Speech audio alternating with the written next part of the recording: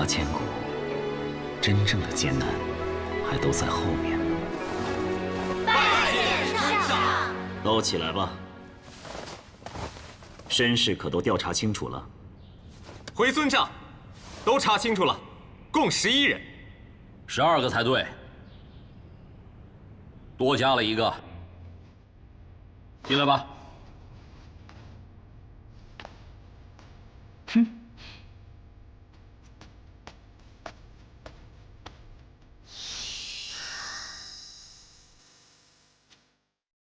弟子孟玄老，拜见三尊。这是今年长留特招进来的学员，作为今年第12个学员，十一，给他安排一下吧。是。你站那边吧。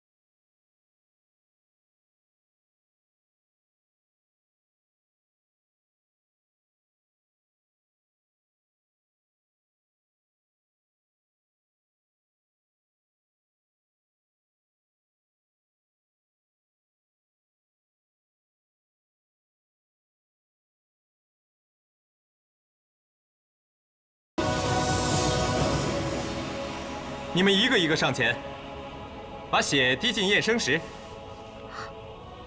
验生石。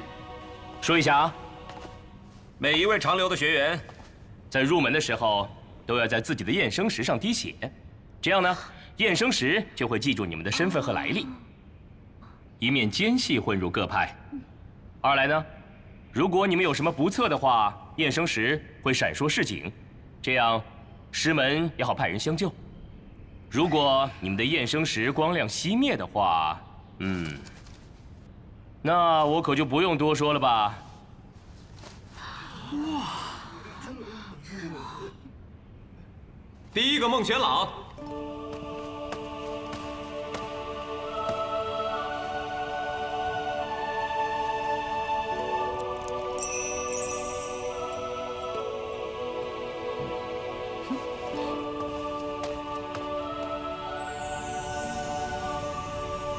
花千骨。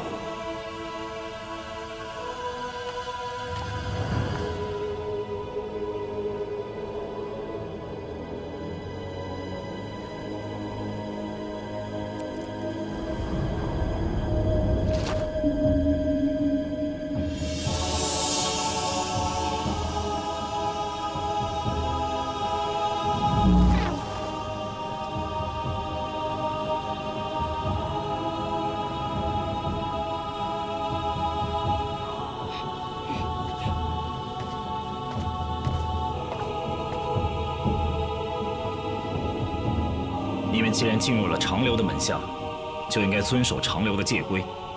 如有犯错的话，严惩不贷。弟子明白。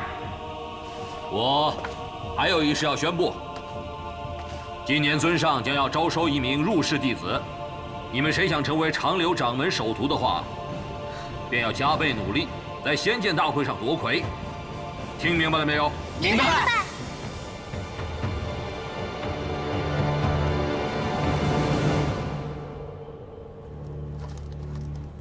师兄，收徒之事我自有打算，为何要替我擅作主张呢？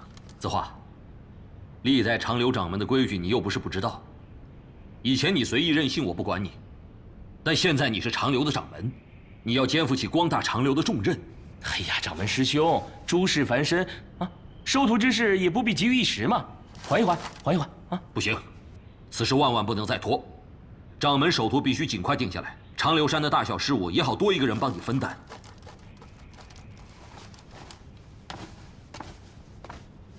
倪千丈的女儿倪漫天仙姿看来不错，字画。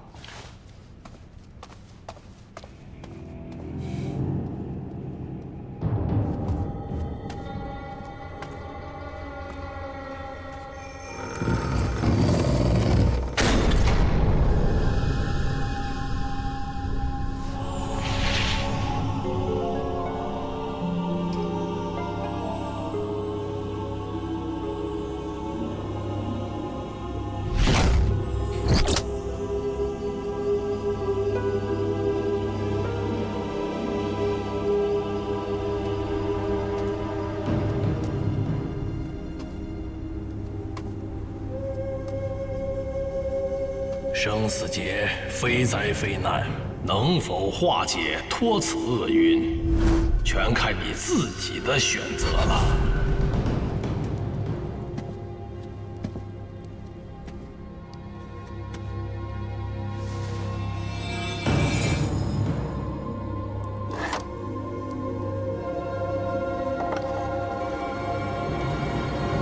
字画的验生石性质中正。到时候会发出警示。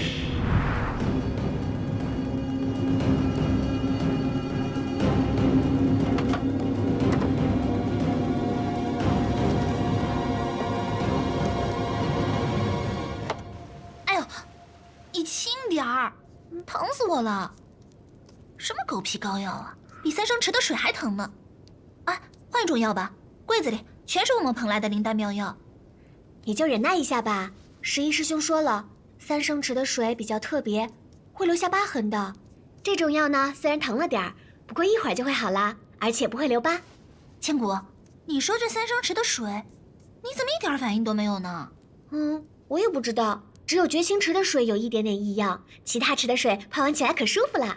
哦，哎，我口渴了，给我倒点水。好。你说你这前2关，你都已经是落后的了，这一关你倒是加分不少嘛。那些长老啊，都对你刮目相看。不过你得当心了。当心什么呀？当然是当心别人妒忌你、排挤你，然后背地里陷害你了。怎么会啊？怎么不会啊？你想想啊，长老啊，他们都那么看重你，所以大家当然对你羡慕妒忌了。再加上三生池的水，你一点反应都没有。说好听了，你就是无欲无求；说难听了，你就是头脑简单。我欺负你，欺负谁呀？大家都是同门，不会这样的。来，小心烫。你以后就知道了。虽然说这害人之心不可有，但防人之心也不可无。一味对人好，只会被欺负。不过还好，有我在你身边保护你。是啊，幸好有你保护我。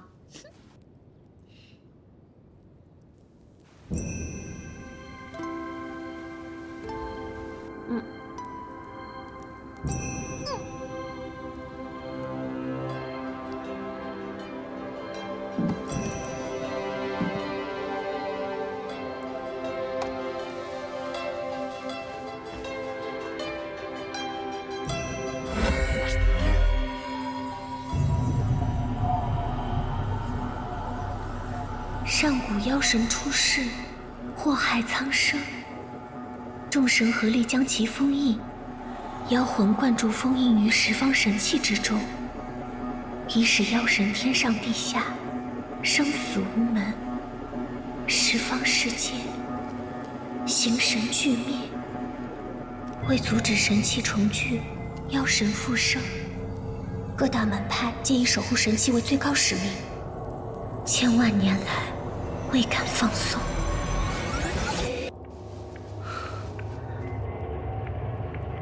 原来十方神器这么重要啊！蜀山因此被灭门，清虚道长也因此而死。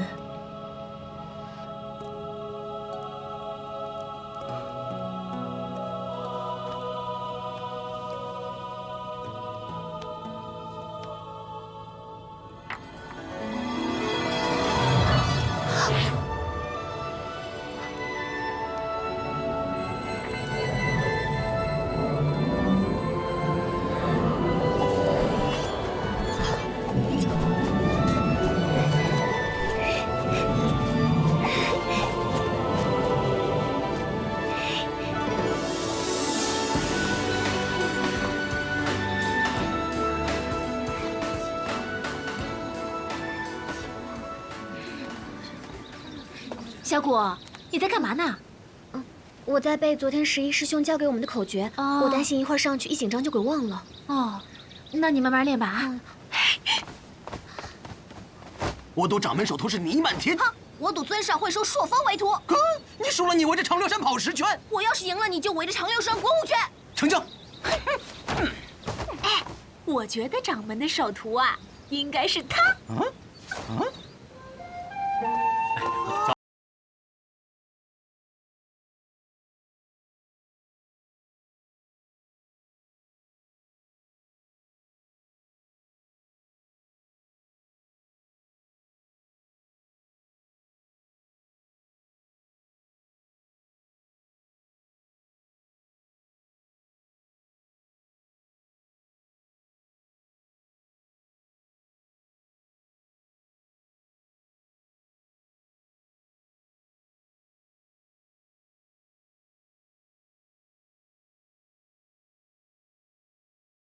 从来不跟一个弱女子一般见识。你，11师兄来了。走，大家排好队。今天的第1节课，我们先从御剑术的基本功开始学起。我们要用念力把剑从地上升起。你们每个人来这儿，领取1把木剑。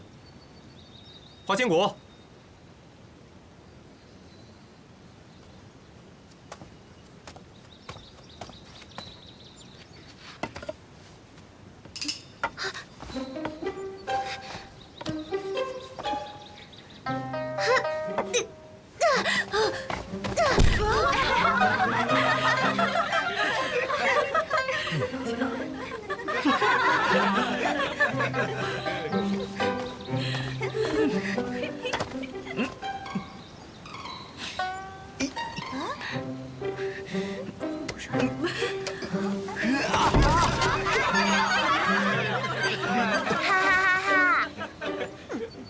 ，11师兄，这把剑为什么这么重啊？这叫海玄木，只生长在海里，比玄铁还要重。啊？那这把剑能飞起来吗？口诀大家都记住了，用意念控制木剑时，一定要凝神聚气，千万不要分神，心里默念口诀。大家都明白了吗？明白。好，我们轮流试一试。朔风，你先。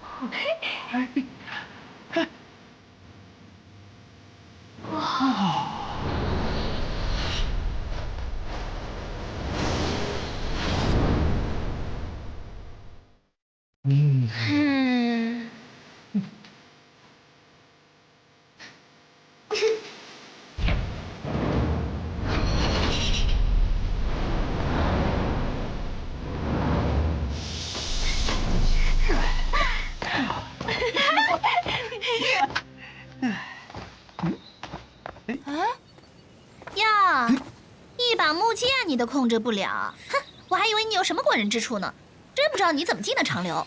我说那什么天，我自己可从来没有说过我有什么过人之处吧？再说了，这把小小的木剑根本难不倒我。好啊，那我倒要看看你是怎么丢人现眼的。哼！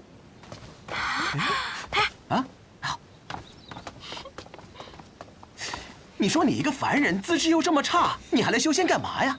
小虎，我敢打赌，他到仙剑大会之前都升不起来。我看不然，我觉得呀，他到仙剑大会之后能让木剑升起来。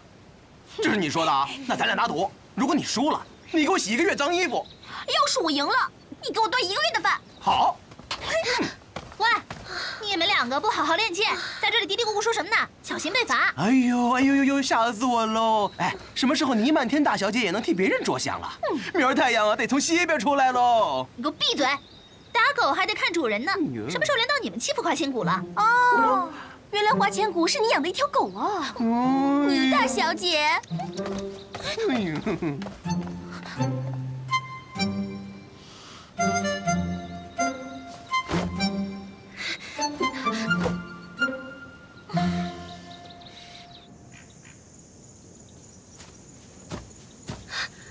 你说，你是跟我作对呢，还是作对啊？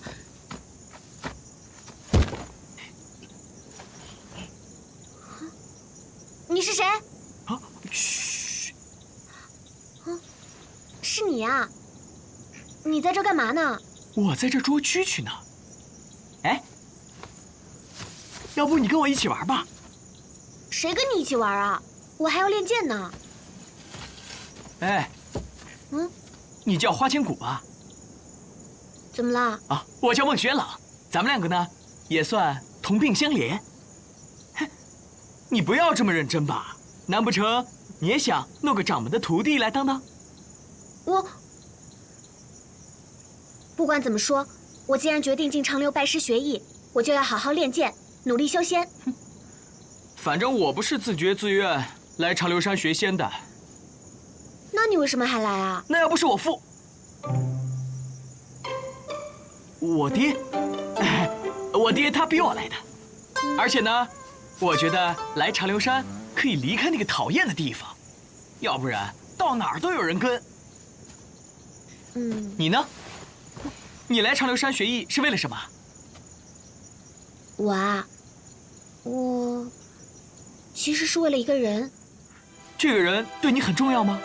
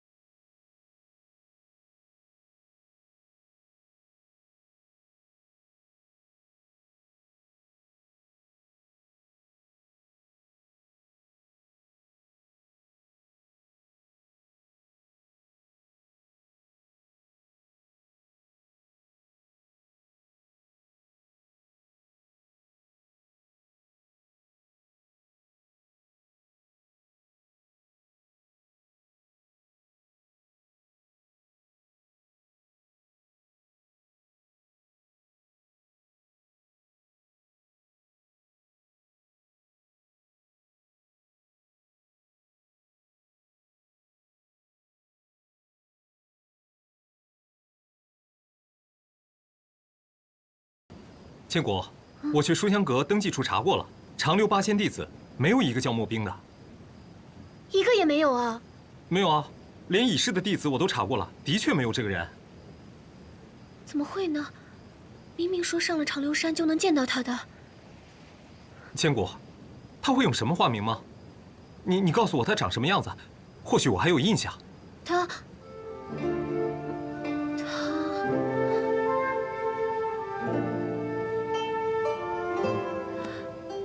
我不记得他的样子了。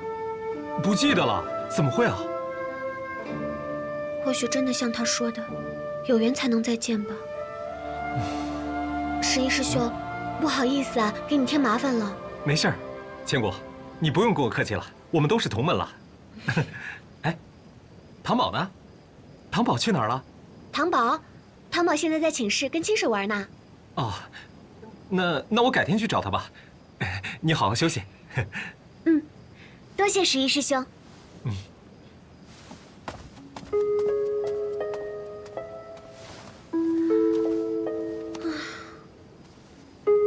莫大哥到底在不在长留呢？如果在的话，应该会住在西殿。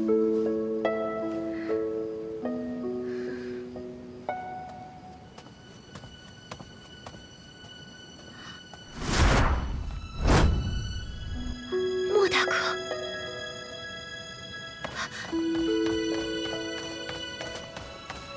莫大哥，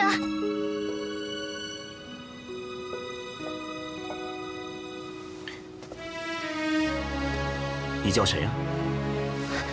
拜见尊上。尊上，弟子刚刚认错了人，以为尊上是我要找的一个朋友，所以……你才刚入长留，怎么会有朋友呢？他在的，我知道他一定会在这里的。你来长留，就是为了来见他？嗯，你怎么会知道他在这儿？是一宿君。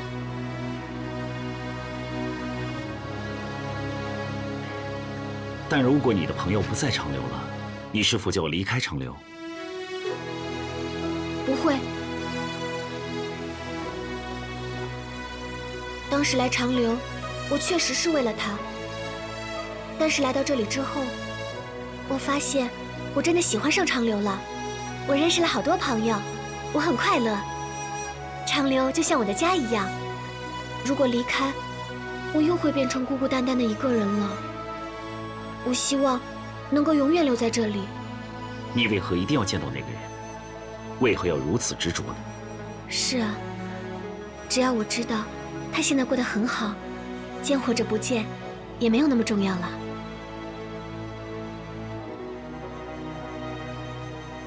我已经将御剑飞行的口诀传授给了大家，大部分的人都学会了操作木剑。接下来，我们就真正的御剑飞行。太好了，终于可以飞了！可是我练了很久才把木剑拿起来。好好练，试试。花千骨、孟玄朗，你们两个先到一旁，把御剑术的基本功练扎实。哦，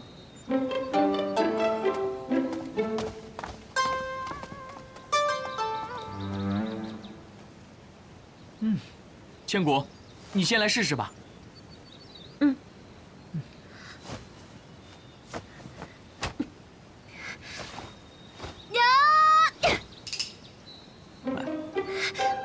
哎，加油加油，千古，飞起来飞起来，飞呀！再集中意念，飞呀！没关系了，我们再试一次啊！1、2、3，开始！加油！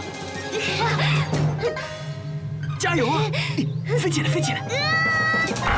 飞啊！没关系，你先休息一下，我来试试。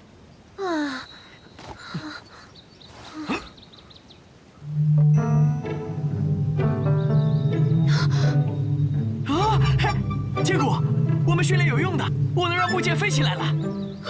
好厉害啊！我怎么就不行呢？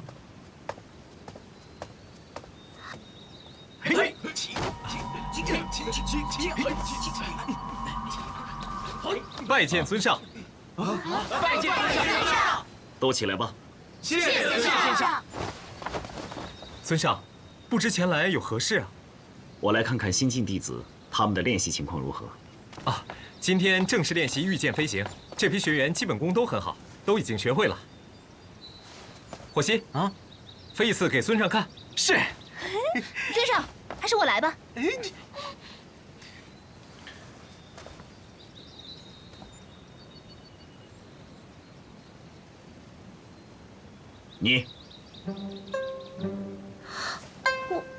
你来试试御剑飞行。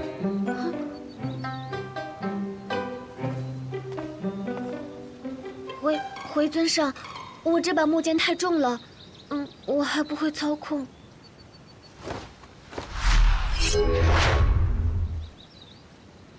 这是一把普通的桃木剑，你试着让它升起来。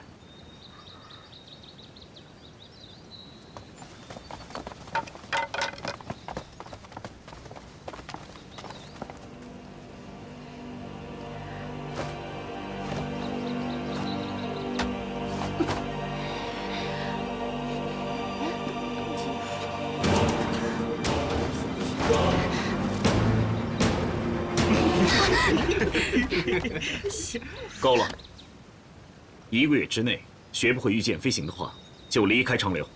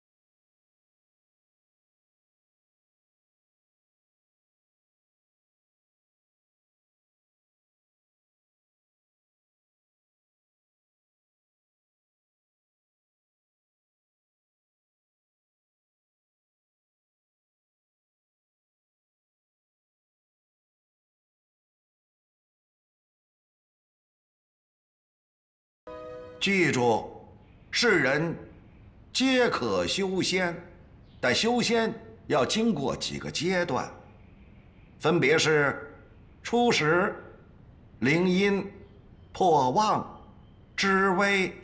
一旦过了知微的阶段，就可以眼观六路，耳听八方，甚至你可以听到对方心里的声音。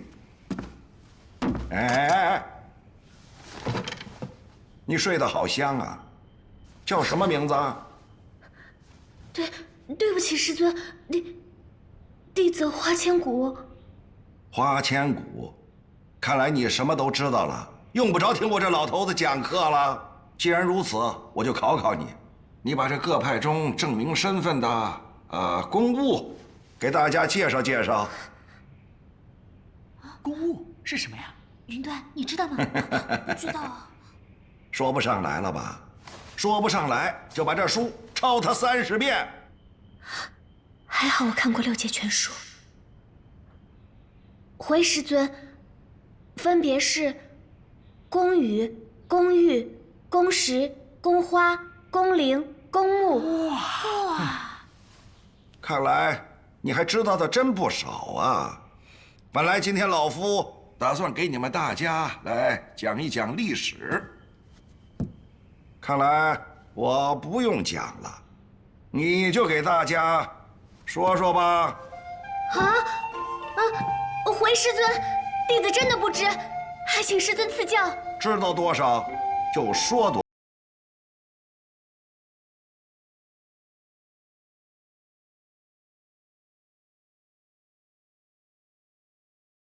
距今已有2283年，乃修仙第一大门派。长留山原地处极西，为抵御七杀派势力，以移山倒海之力迁徙东海之上。七杀原与我长留同属一脉，其创派始祖曾与各派联手封印洪荒之力。其2代掌门法力高深，自封圣君，与各派商议，希望汇集10方神器，释放洪荒之力。各派首领认为洪荒之力过于巨大，若被个人掌握，就无法制约。不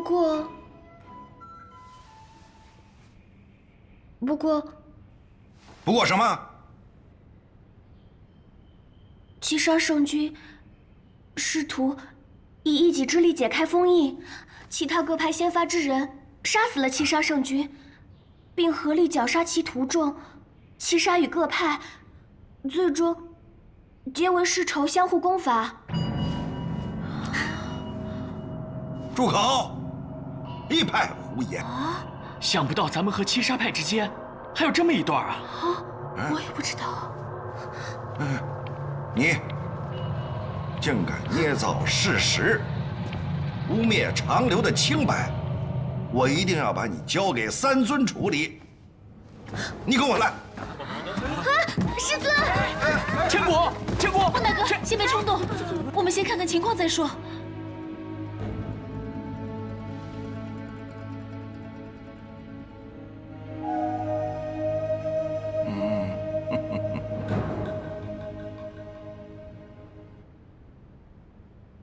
大胆花千骨，竟敢在课堂上信口胡说，毁坏我长留的声誉！敢问师尊，弟子可有哪里说错了吗？你不要狡辩，快说，这些事你是从何得知？啊！原来这些事不是所有人都知道的。快说！回师尊，弟子是从一本书中得知。书？什么书啊？是6界全书。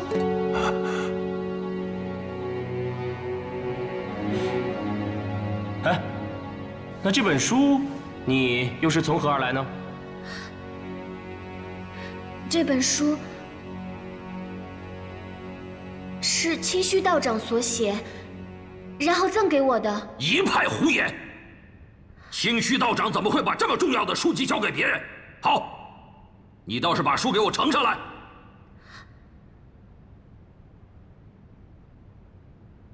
本尊让你呈上来，还愣着干什么？还望师尊恕罪。六界全书乃是蜀山之物，里面记载着蜀山剑法，还有一些其他各派的机密要事，实在不能给外人看。笑话！你以为本尊是要窥探他什么道法秘籍吗？他10个蜀山加在一起，我长留都不放在眼里。你满口的谎话，定是混入我长留的七杀奸细。师尊，弟子不是奸细，这本书真的是从清虚道长那儿得来的。你还在撒谎！来人，将花千骨施以杖刑，看他说还是不说，教还是不教。师兄，事情还没有查清楚之前，不要妄下断论。清虚道长死的时候，花千骨人确实在蜀山。那又能说明什么？先不说这本书存不存在，就算是有，清虚道长又怎么可能随便交给一个黄毛丫头？事关我们长留的声誉，却被这个丫头当着这么多人的面轻易地说出。按照我们长留的律法，应该杖责50。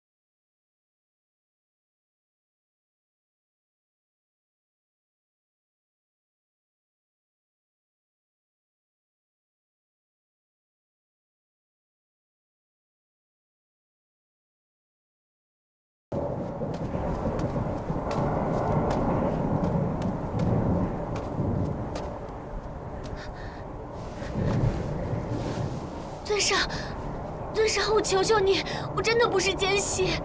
可是你确实还是有所隐瞒。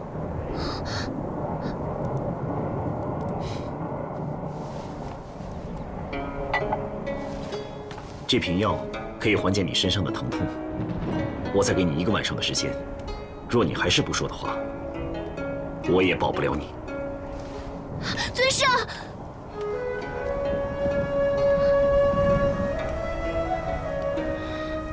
也不知道千骨现在怎么样了。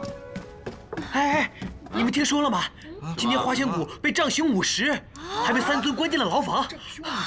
你漫天，千骨平时对你挺好的，你现在一定要想办法救救他啊！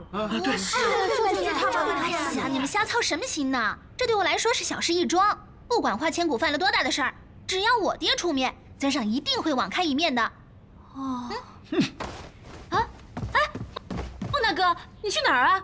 我要找师尊问问千骨到底犯了什么错。你先别冲动啊，我们大家商量商量。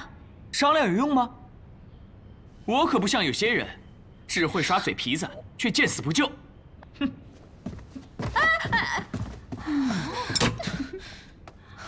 要看好花千骨。是弟子孟娟朗，拜见师尊。你来做什么？师尊，花千骨肯定不是奸细，为什么要受杖刑关押啊？不得无礼，还不快退下！孟玄朗，你作为普通弟子的身份留在长留，就做好普通弟子的本分。至于我要罚谁，这不是你该问的，也不是你管得了的。我只知道这世间都要讲究一个理字。你有证据证明花千骨就是混入长留的奸细吗？想不到堂堂长留还要屈打成招啊！孟宣老，竟敢对师尊无礼，立刻去戒律阁领罚。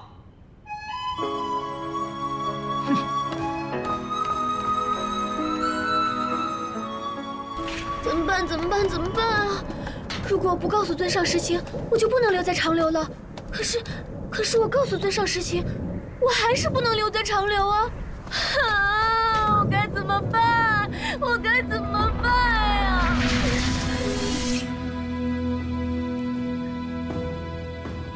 花千骨，让你这么拼命守着的，到底会是什么秘密呢？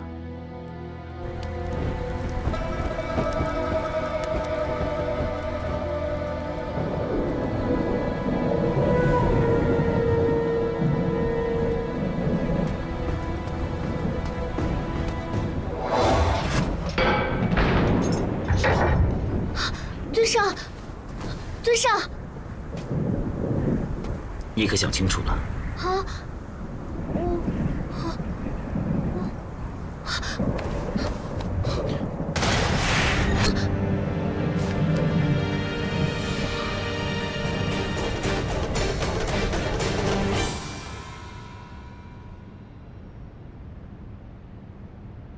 花千骨，你真的是蜀山的掌门吗？是啊，清虚道长临终之前，将蜀山剑法，还有6界全书、掌门公语，都一并嘱托给我，请我暂代掌门一职。胡闹！身为蜀山的掌门，却又是长留的弟子，成何体统啊！花千骨，你不能再留在长留了，赶紧下山去吧。尊上，师兄，蜀山清虚道长恐怕也是临危所托。各派之间嘛，应当守望互助。我觉得咱们长留有责任帮这个忙。可是，若是让外人知道这蜀山的掌门是我长留的外门弟子，那不是乱了辈分了吗？蜀山长留乃是同气连枝啊。蜀山现在因为保护栓天炼，遭受了灭顶之灾，那花千骨也是临危受命啊，他不应当承担这个责任吧？所以啊，我们还是暂且收留花千骨。你放心，我会通知蜀山那边的，晚2天也不迟啊。子画，花千骨是走是留，你说。蜀山掌门还是长留弟子，你只能选择其一。另外，我希望你赶紧回蜀山。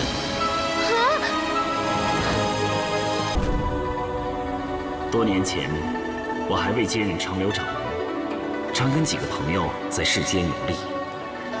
吴垢，他是连城城主，为人寡言少语。东华是我的师兄，他法力高强，嫉恶如仇。子勋早年曾是七杀派弟子，最喜欢调香炼药。谭凡是梵净山弟子，最擅长分身和官微的法术。他为人不拘小节，重情重义，平生最爱喝酒。我们5人义结金兰，在世间惩恶扬善，世人都尊称我们为五上仙。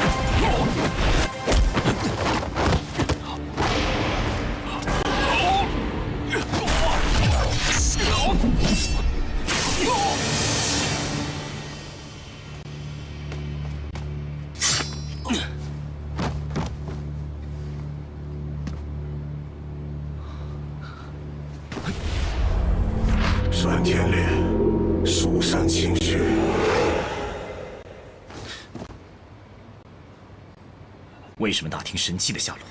你有何目的？是七杀派，他们以我而做人质，让我替他找到神器所在，才能将我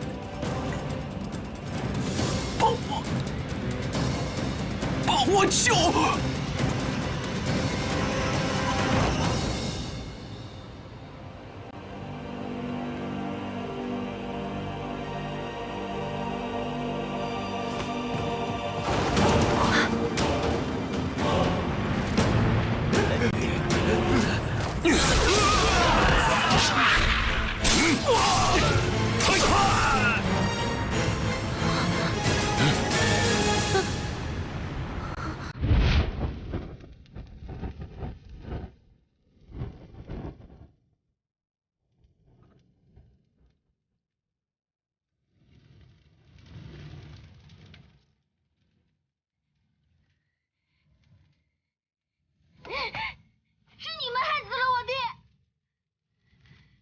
做错了事情，就要付出代价。我爹没错，他是为了救我。对就是对，错就是错。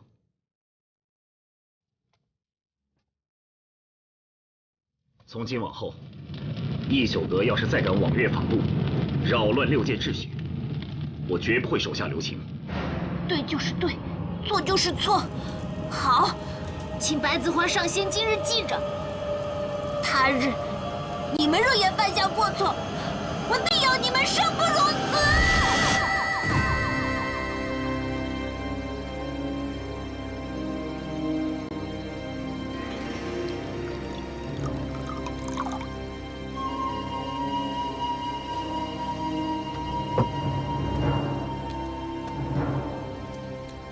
多年不见啊，白子华上仙，我还没来得及恭祝您接任长留掌门，您就夜访我一宿阁，不如赏个脸，坐下来喝一杯吧。你到底想干什么？我不明白上仙的意思，还请您明示。你告诉了花千骨，上长留就能找到我。哼，是啊，我一宿阁开门做生意，有问必答。花千骨只是希望见他一个朋友，而这个朋友就在长留。我据实回答，我不知道这是犯了长留的门规，还是犯了您上仙的忌讳，惹得您大老远跑来兴师问罪。你无非是知道花千骨的身份，刻意把他引到我的身边罢了。是又如何？不是又如何？难道上仙您会因为我据实回答一个问题，就动手杀了我？你执念太深，若放不下过去的话，只会重蹈覆辙。我现在不杀你，并不代表以后不杀你。我不知道你心里面打什么算盘，但花千骨是我长留弟子，你最好离他远一点。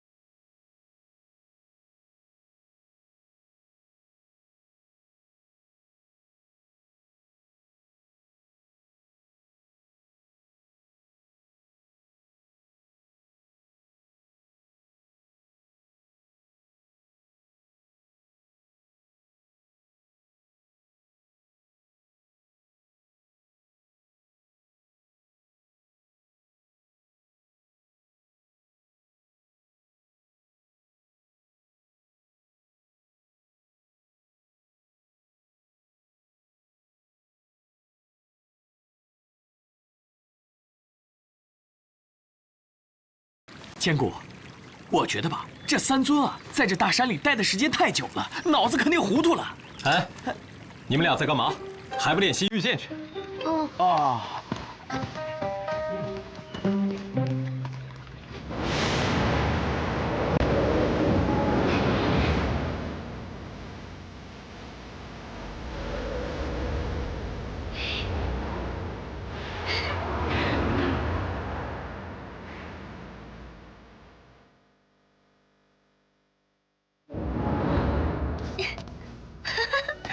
怎么样，我飞得好吧？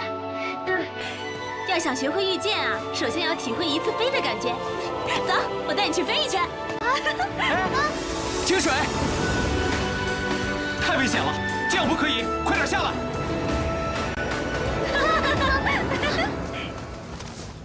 云隐师兄，花千骨一个黄毛丫头，怎么劳你大驾千里迢迢来接她呀？师弟，切莫妄言呐，她现在是我们蜀山的新掌门啊！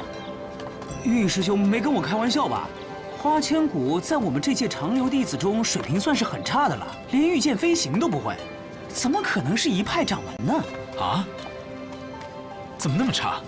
不是一般的差呀，在我们长留那是差得出名啊！怎么可能？我刚得知师父临终时将蜀山托付于他，应该非等闲之辈啊！哎，你们掌门会飞了！刺激吧！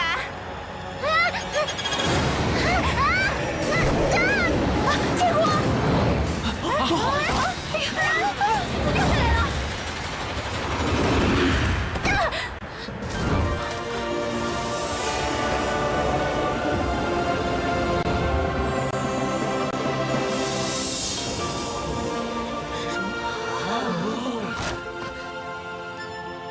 你们蜀山差点又换掌门了。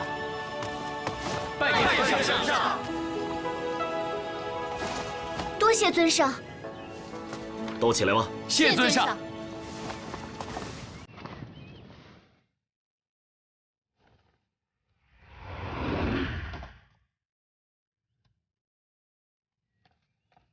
蜀山弟子云隐拜见掌门。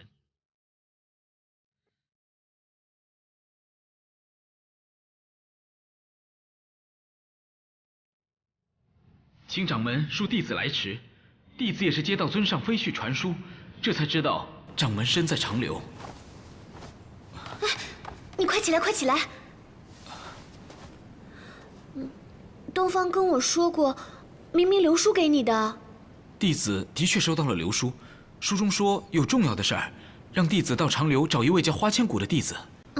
可是书中没有言明何事，派内要急需处理的事情又非常多，所以弟子就把寻找掌门之事搁置下来。没想到差点闯了大祸，要不是尊上告知，掌门你现在还流落在外，请掌门您责罚。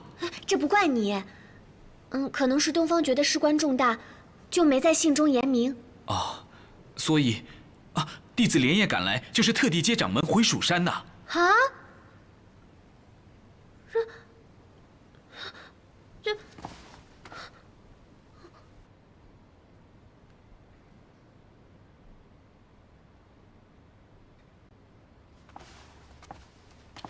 我在长留很开心的，我只想做一名普通的弟子。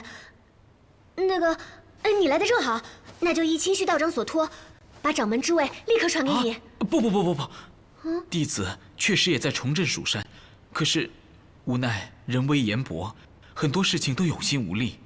唉，现在蜀山形势复杂，留存最多的都是外门弟子，始终没有一个能像你一样主持大局的人呐。可是我也什么都不会，我不懂得做掌门的。掌门，我知道你现在身份为难，可是现在蜀山正处于内讧之中啊。但是你不一样，你是家师亲口所托的，你还对我们蜀山有大恩，现在也只有你才能服众啊。如果要把掌门之位现在传给弟子的话，恐怕蜀山就会变成一盘散沙了。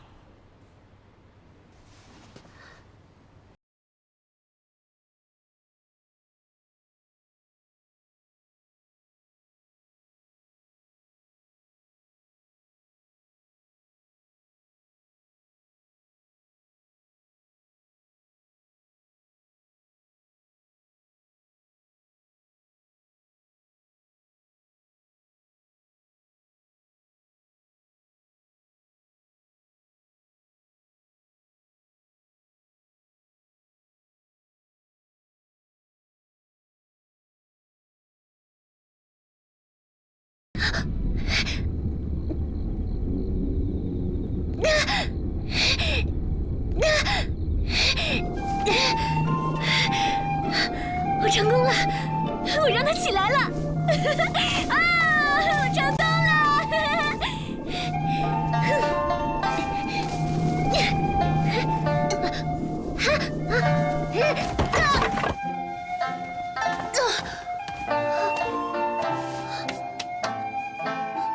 看来你最近御剑的功力增长了不少。尊上，依照尊上之命，连续劈了10多天的柴，现在的凝聚力和控制力都增强了许多。起来吧。只是我明天就要和云隐回蜀山了，我现在还无法熟练御剑，得和云隐共成一剑，怕是到了蜀山，也只能丢脸了。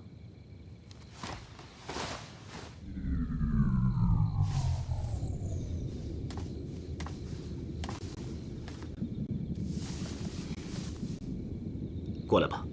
啊！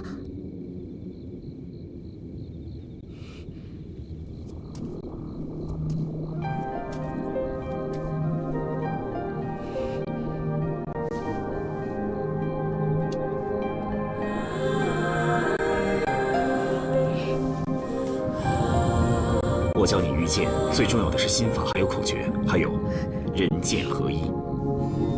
寒风萧瑟几人别。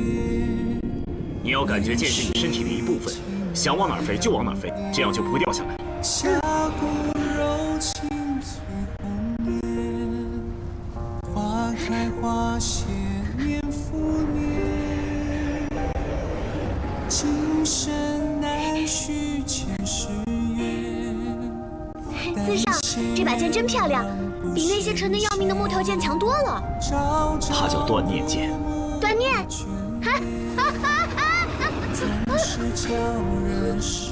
现在安全了，可以放手了吧？你的眼，你的泪，轻易转眼回首间。与情恨的桃花扇隙，与君同去而彼思念。哦，伤离别，伤离别。明月照尽浮华间，凡尘不过一句戏言，朝花一谢却难牵。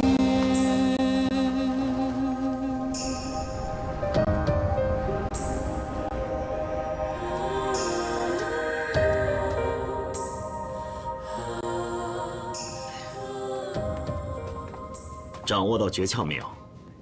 多谢尊上，我已经掌握到其中1、2了。教导了那么久，才掌握1、2。对不起啊，尊上，弟子愚钝，浪费了尊上的一番苦心。蜀山路途遥远，这你拿着防身吧。这是，多谢尊上抬爱，弟子不敢收。你放心吧，这不是我的随身佩剑，是我师父临终前赠予我的。回蜀山的路上，你要格外小心。还是。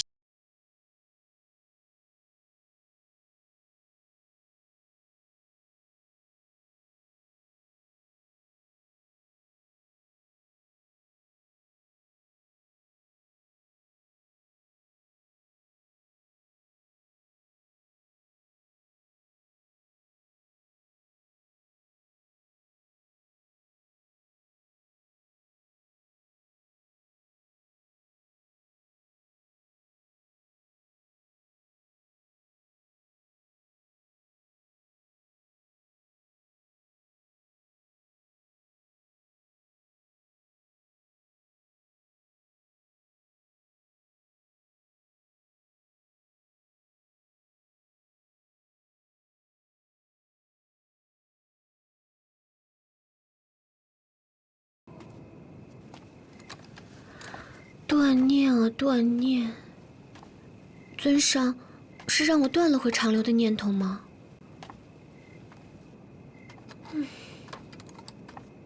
千古，朗哥哥，你怎么会在这儿啊？你才回来呀？啊？这个给你。给我？啊？为什么呀？你要去蜀山嘛？那前途未卜，路途遥远的，有个东西辟邪防身，很好的。哎，这块玉是我从小一直带着的，能够驱魔，很灵的。你拿着吧。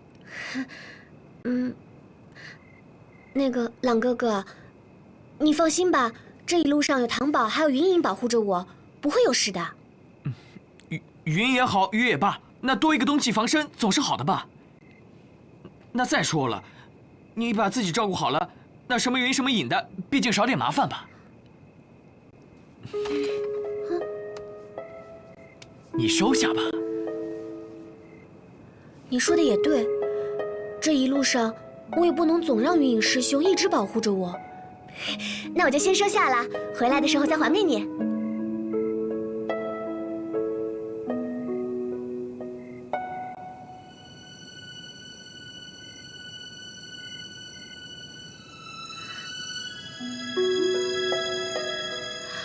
嘿，你在想什么呢？我还不是等你太晚太困了吗？时候不早了，你早点回去休息吧，我也回去睡了。那你也早点休息。先走啦。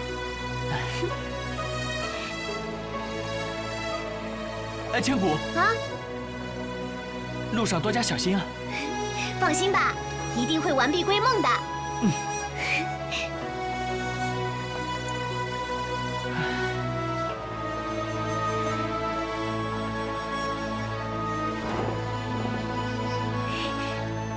漫天，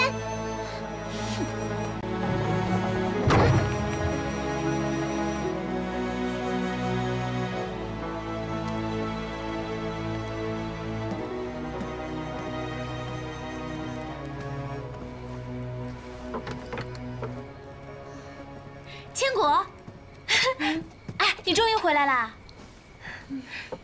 漫天也不知道怎么了，好像又生我的气了，叫他也不理我。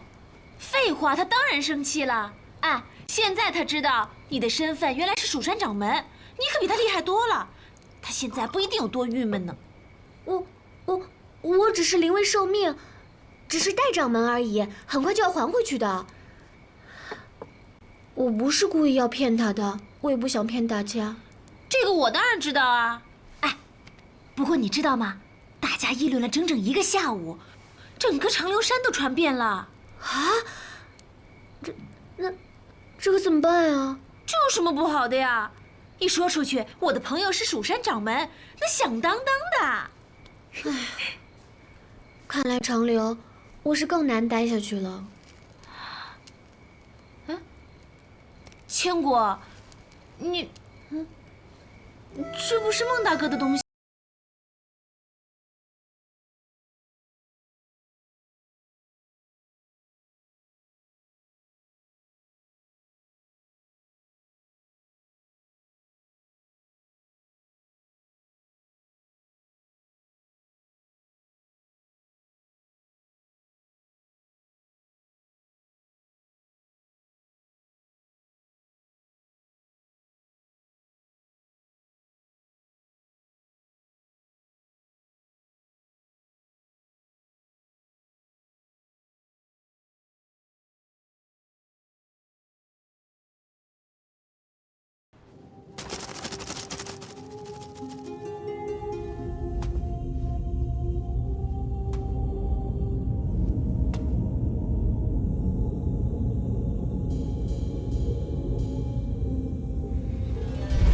杀阡陌，你当真愿意为了神器而放弃你妹妹的性命吗？哥，原来在你心中，神器比我重要。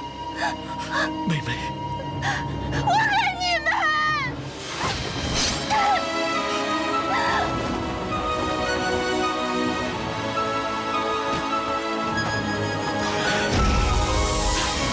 留下！我恨你们！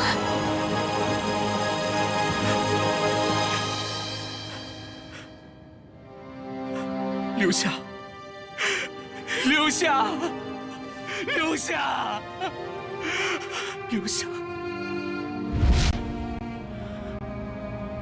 留下！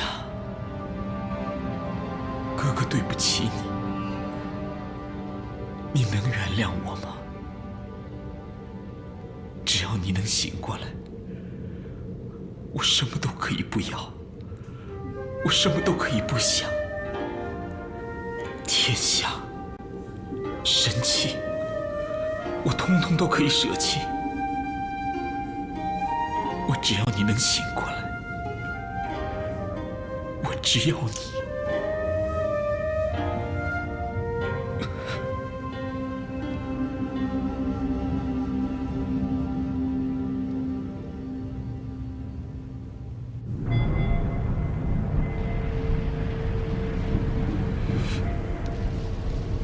旷野天，别鬼鬼祟祟的，出来吧！护法，刚才的情形都看见了？看见了。你怎么看？护法，圣君是因为过去的事儿，才对夺神器心有芥蒂。可是如果我们集齐了神器，把洪荒之力摆在圣君面前，那么强大的力量，他会舍得不要吗？以圣君的性格，他就是不要。护法，到时候我们就可以合力把洪荒之力灌到圣君的身体里。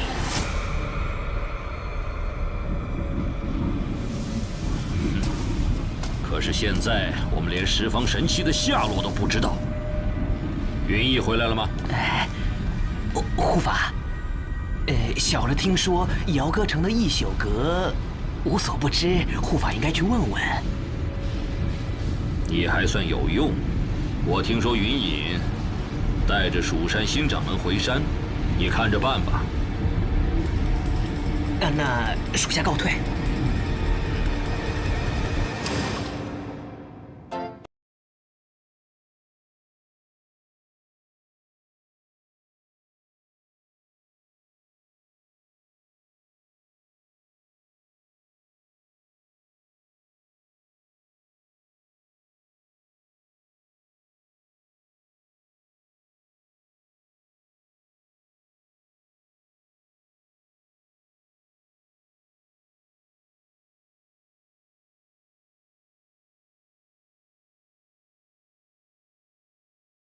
心良苦啊。是啊，他也是担心我作为蜀山掌门，还要跟你同乘一剑回蜀山，恐怕会更加难以服众吧。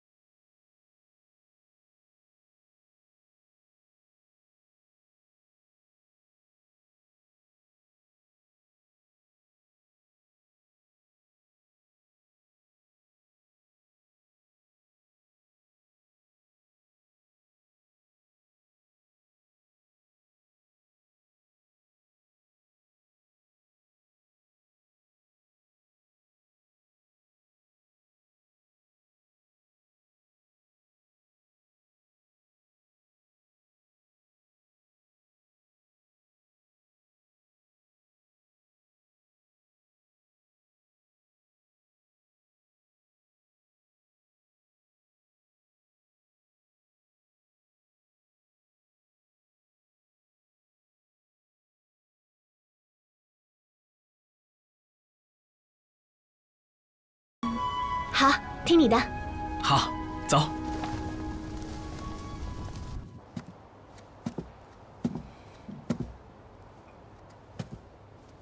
一宿君来是不来？这生意做是不做？您请稍等片刻，阁主马上就到。来得了我一宿阁，什么规矩，自然清楚了吧？放心吧，我死了以后，秘密自然是你的。契约我都已经签完了。你想要知道什么？我想知道全部神器的下落。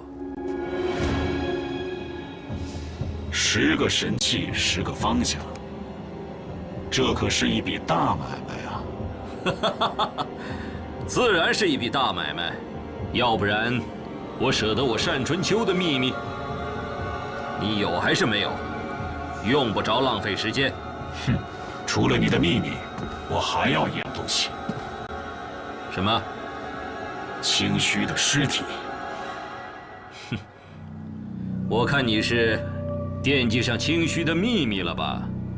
你能把清虚的尸体送到我一宿阁来，十方神器的方向，就能在你山春秋手里。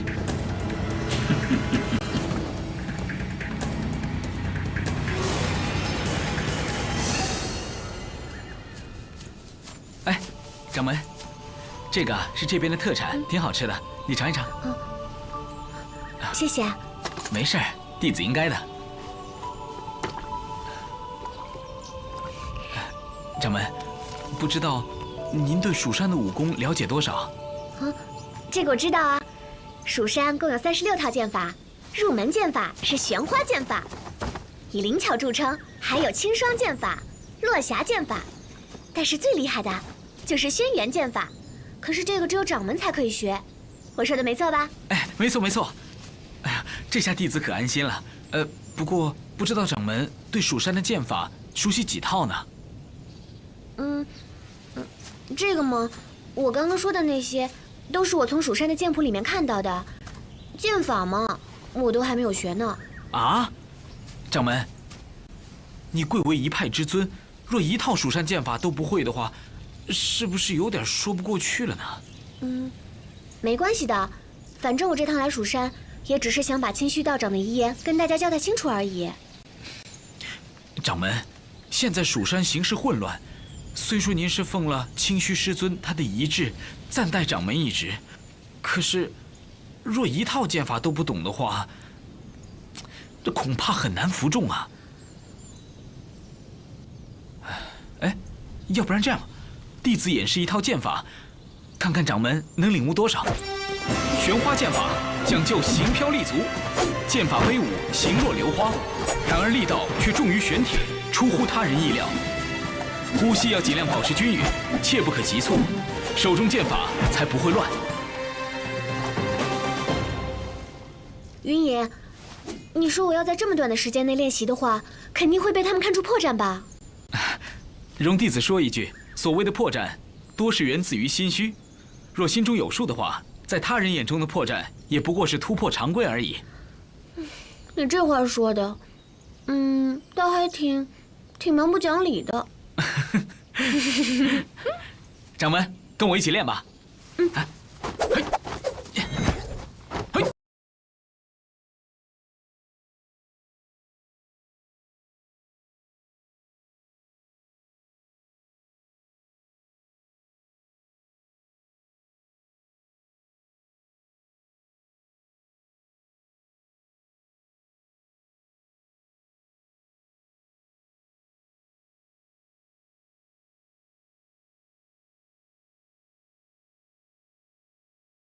多人关心你。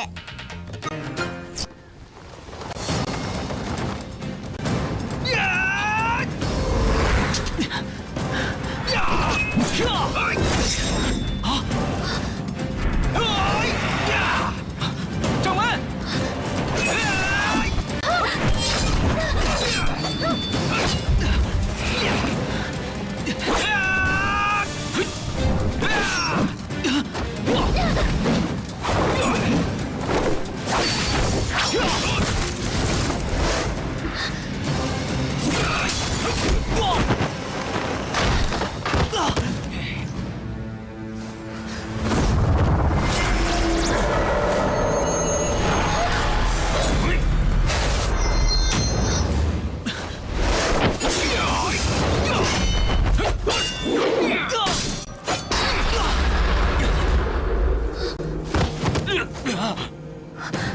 这是怎么回事？不要杀他！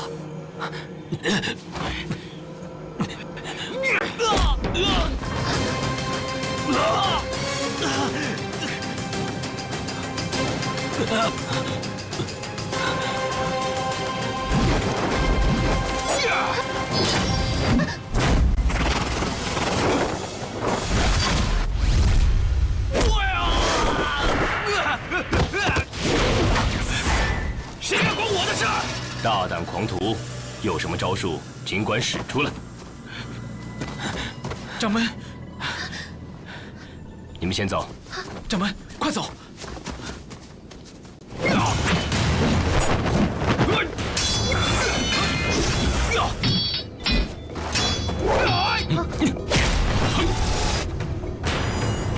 他们应该没追上来吧？应该还没有，不过我们还是加快速度为好，以免再遭意外。对了，云隐，那个黑衣人你认识吗？弟子未曾见过。会是谁呢？既然出手相救，又不以真面目示人。掌门就不用多想了，既是在危难时刻出手相救，必是有缘，日后一定会再见的。云隐，你刚才受伤了，没事吧？啊，掌门大可放心，这点小伤伤不了弟子的。啊，怎么会是这样呢？弟子也不清楚，但从小到大一向如此。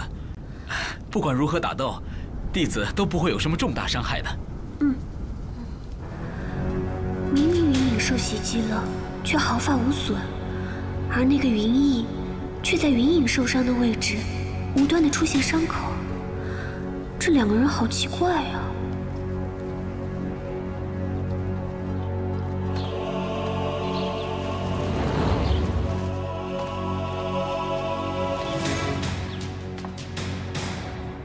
！1个时辰不到，您就将七杀派的弟子给击退了。当今世上恐怕没几个人是您的对手。我就不明白，为什么阁主要绕这么大一个圈子去报仇？以您的身手，即便是武仙，也是不相伯仲的。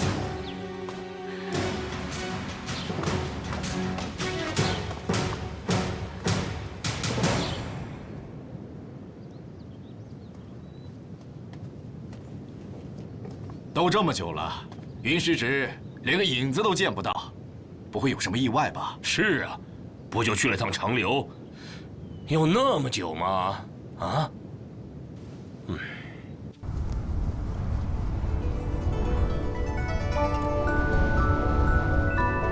上次来蜀山，我是费尽千辛万苦，一步一步爬上来的。这次再来蜀山，没想到我是飞过来的。人生啊，真是瞬息万变。可见掌门绝非普通之人，前途无可限量啊！别笑话我了，我这是赶鸭子上架。掌门，你可千万别怕，一会儿见到几位长老和众弟子，小心应付就是了，一切有我呢。哎，掌门，你看，我们到了，他们在底下迎接你呢，掌门。天哪，怎么这么多人啊？我好紧张啊，怎么办啊？哎，终于来了，真不容易啊！明中，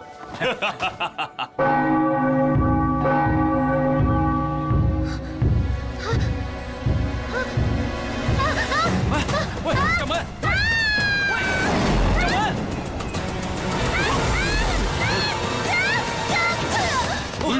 掌门。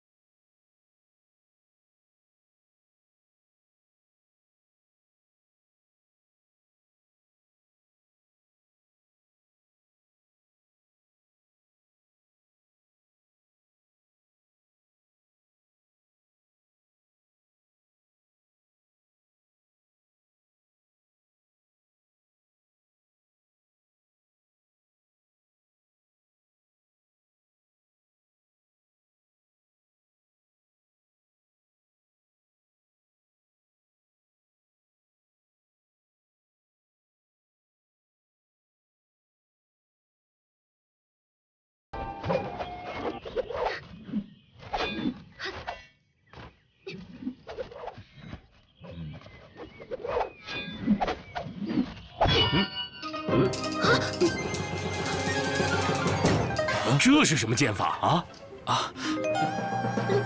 对不起，我不是故意的。两位师伯，不好意思啊，掌门定是舟车劳顿，太过辛苦了。掌门，你还是先去灵堂拜祭清虚师尊，以后就早点歇息吧，好吗？其他的事情咱们改天再说，好吗？来，掌门这边请。哎呀，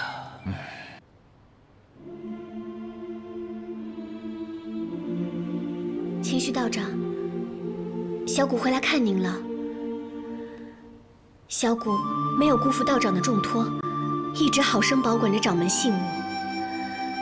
这次特意回来蜀山，给您一个交代。